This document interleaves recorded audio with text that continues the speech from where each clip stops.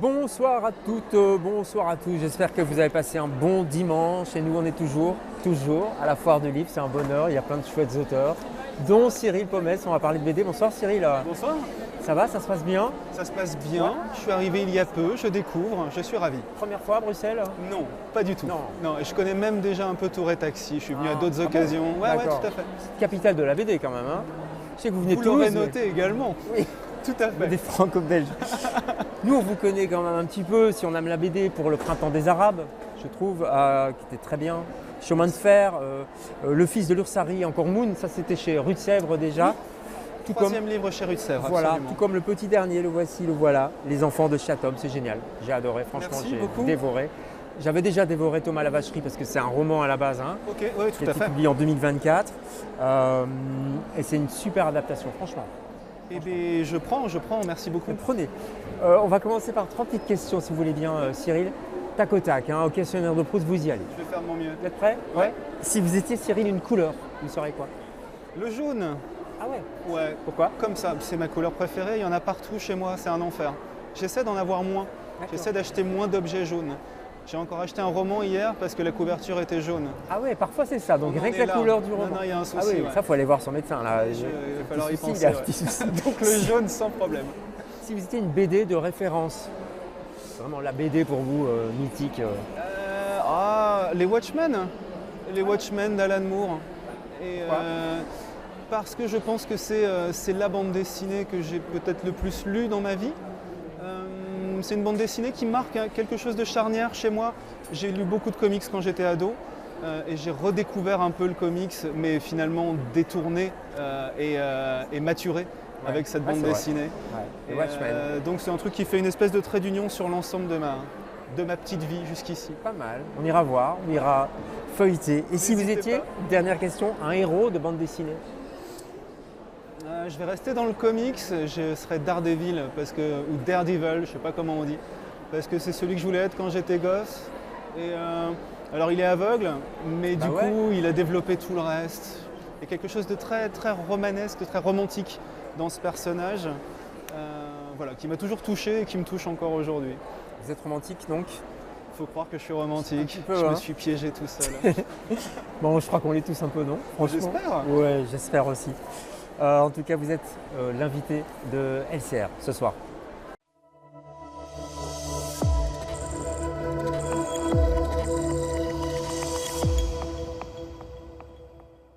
Oh, a river's gonna flow across the land. There once was a time when things like pollution, overpopulation, even income taxes were unknown to most people. Our natural riches seemed inexhaustible. There was more elbow room, and life was a lot more fun. Load up the victuals, pickles and hams, melons and cherry pie. Now, Reader's Digest, together with United Artists and Arthur P. Jacobs, invites you and your family to go back to those golden days as we proudly present Tom Sawyer. Voilà, ça ne nous rajeunit pas. C'était Tom Sawyer. Les plus anciens connaissent évidemment, ça date. Hein, je crois le film, c'était dans les années 50, 60. Non, qu'est-ce que je dis? 70. Je crois que c'est sorti en 73. Vous l'aviez saurais pas vu, vous dire. vous peut-être pas à ce moment-là, évidemment, vous êtes plus jeune, mais est-ce que vous avez vu Tom Sawyer? Parce que je trouve qu'il y a des correspondances avec les enfants de Chatham.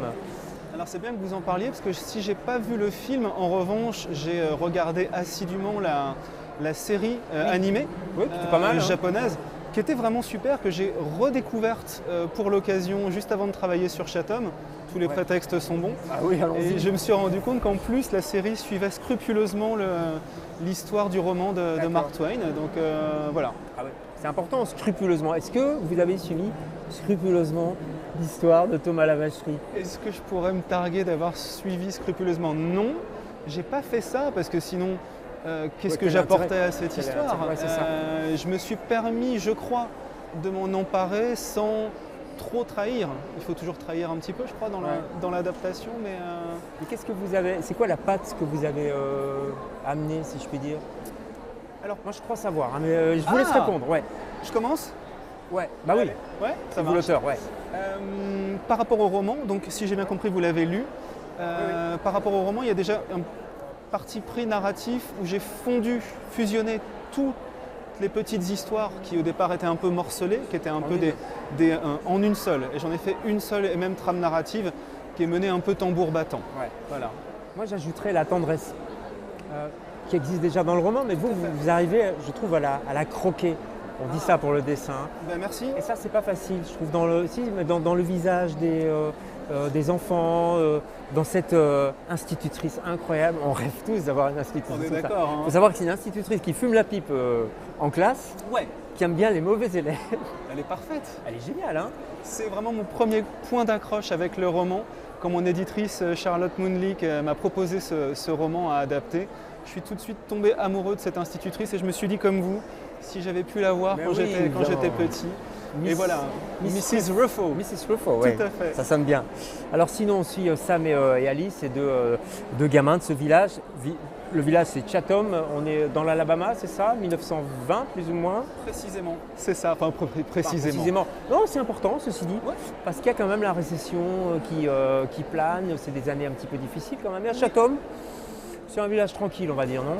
Vous le résumez bien, c'est un village qui est relativement préservé du grondement du monde, de cette grande récession qui est au loin. Et voilà, et ce village va se retrouver, sans trop en dire évidemment, mais bousculé par Je dirais qu'il y a deux choses. Il y a deux mystères. Il y a un ancien chercheur d'or qui est un peu un ermite comme ça, Stumpy Malone, qui disparaît comme ça chaque fois au mois d'octobre. chaque année. Ça, c'est Mais bizarre. où il passe ce type-là? Ça, on va pas le dire. Hein. Ouais, c'est tout le mystère. Mais et ça ça turlupine Alice et Sam. Hein. Ouais. C'est vraiment un mystère d'enfant merveilleux. C'est le genre de choses auxquelles, vous voyez, on parlait de cette grande récession qui est très loin. Le regard d'enfant, il ne voit pas ça. Par contre, ce type qui disparaît chaque année à la même période, où est-ce qu'il passe? Ça, c'est un mystère à résoudre, évidemment, pour un enfant. Avec les grenouilles qui sont témoins de tout. Et puis, il y a effectivement cette fameuse Mrs. je ne sais pas comment on dit, Mrs. Ruffo, Mrs. Ruffo, qui un jour ouvre sa porte, et enfin, il y a après un soir de tempête, si Oui, je me tout à souviens fait. bien. Tempête de neige.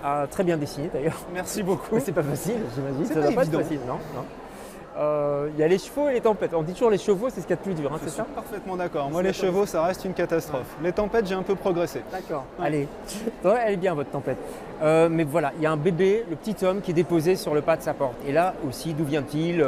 Enfin, un bébé, un petit. C'est un petit garçon, petit ouais, garçon, j'imagine. ouais. Je suis pas très fort en enfant parce que j'en ai pas, mais je lui donnerais 7 ans, un truc Ouais, comme quelque chose ça. comme ça, ouais. Et là, c'est un mystère aussi parce qu'il a un don. On va pas trop dévoiler ce qu'il a. Mais Effectivement, mais il porte une histoire. ouais, il Ouais. a été abandonné. Ouais. Il a été abandonné, alors encore une fois son histoire est plus complexe que ça, mais ce gamin déboule et c'est lui ce qu'on appelle prosaïquement l'élément perturbateur du récit. Ce petit village tranquille va devoir composer avec ce petit garçon qui, comme je l'ai dit, arrive avec une histoire et aussi arrive avec une menace. Ouais. Et là le village va devoir faire front autour de ce petit garçon. Ils vont très naturellement et très vite l'adopter et décider de le défendre contre cette menace. Du coup, c'est ça qui est beau aussi, je trouve, dans cette histoire créée par Thomas Lavacherie quand même. Oui, bien sûr, il faut le dire. C'est la force du collectif. Oui. C'est vrai, hein, parce que voilà, il y a toutes sortes de caractères. D'ailleurs, vous les croquez très bien. Hein, il y a toutes sortes de personnages rocambolesques, on va dire. Ouais. Et ils se mettent ensemble pour 3 petits points, quoi.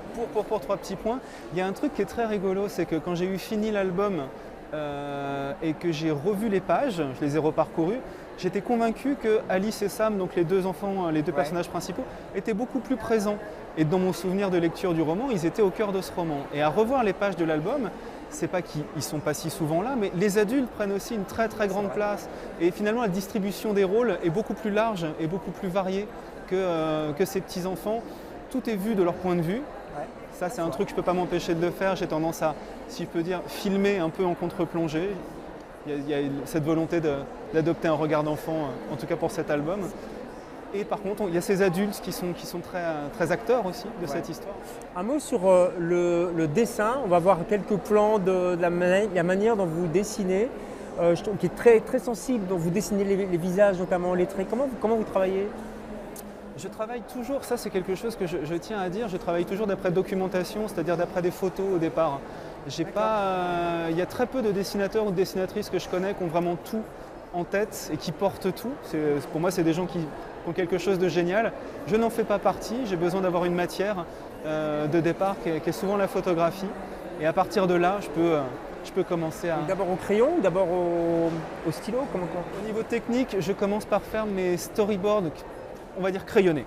Je les fais en digital, je les fais sur ordinateur. On est en 2026 en même temps, hein, ouais.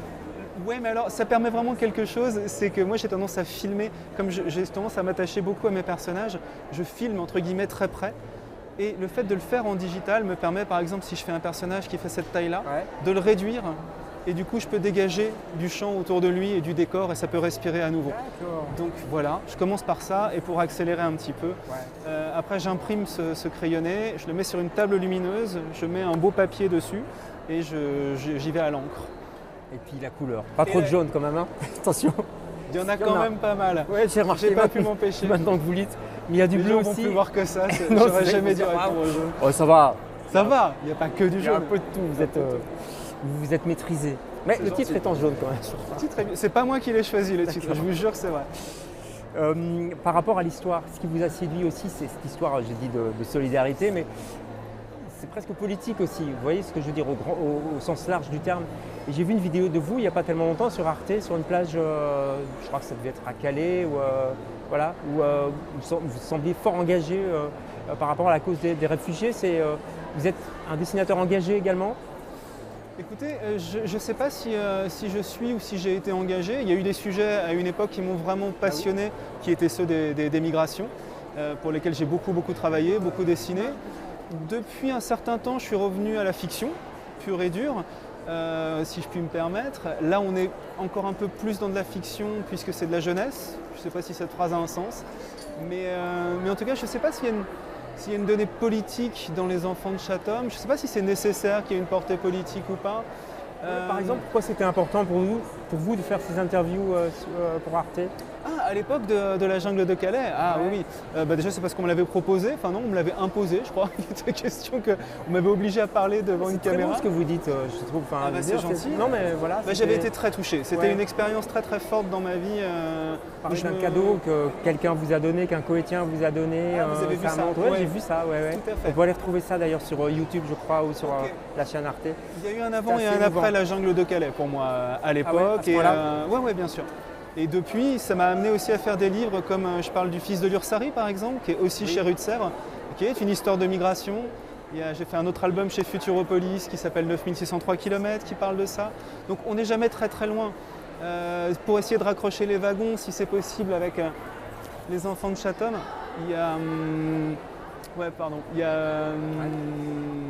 il est question d'enfants, et moi j'ai rencontré beaucoup d'enfants qui avaient vécu des épreuves très difficiles en migration. Donc peut-être que je me suis attaché à ces enfants et que... Peut-être. Parfois c'est l'inconscient qui parle, on ne se rend pas toujours compte. Je pense que tout n'est pas explicable et d'ailleurs je vais arrêter d'essayer d'expliquer, j'aime bien le fait que ce soit l'inconscient. Il faut prendre du plaisir aussi, parce qu'il y a beaucoup d'humour aussi dans ce livre. Tout à fait. Il y en avait déjà beaucoup dans le roman m'avait beaucoup fait rire, donc c'est très important ça.